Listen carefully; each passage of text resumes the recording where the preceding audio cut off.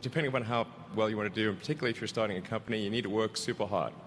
So what does super hard mean? Well, when my brother and I were starting our first company, instead of getting an apartment, we just rented a small office and we slept on the couch. And we showered at the YMCA, and we had just one computer. So the website was up during the day, and I was coding at night. 7 days a week, all the time.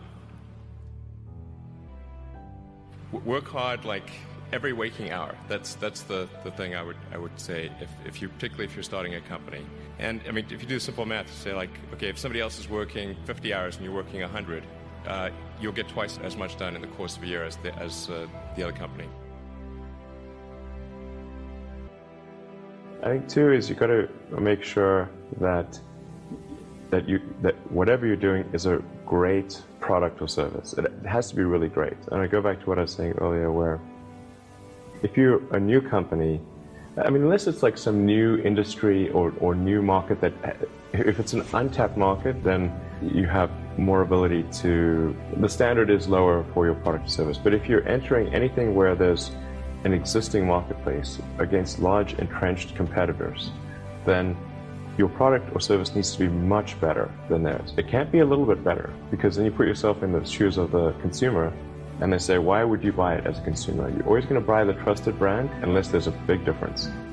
So a lot of times entrepreneur will come up with something which is only slightly better. And it can't just be slightly better. It's got to be a lot better.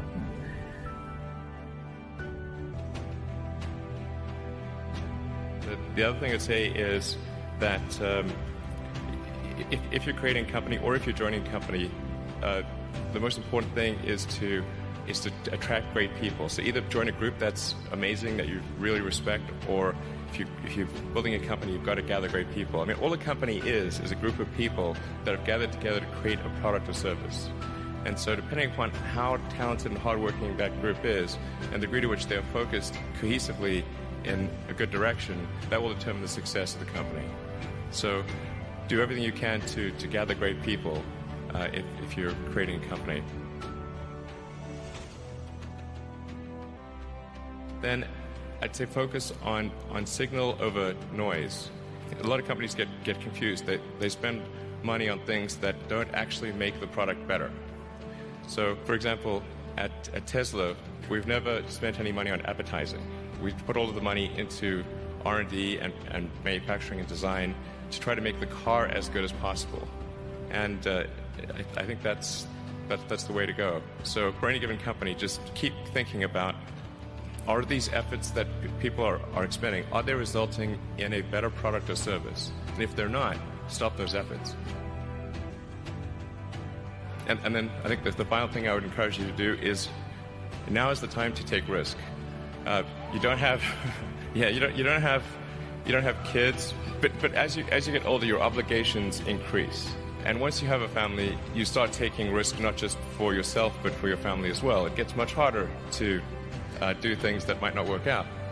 So now is the time to do that before you have those obligations. So I would encourage you to take risks now. Do something bold.